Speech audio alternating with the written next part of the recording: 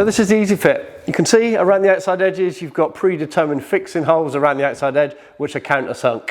Okay, if you cut the former down to try and fit it into a position where it wouldn't have fitted if you didn't cut it down, you're going to have to re-drill those. So re-drill those in there.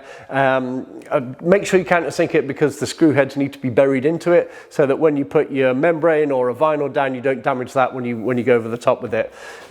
This is the EDP1 that spins around, spins the waste around to avoid things going on underneath it.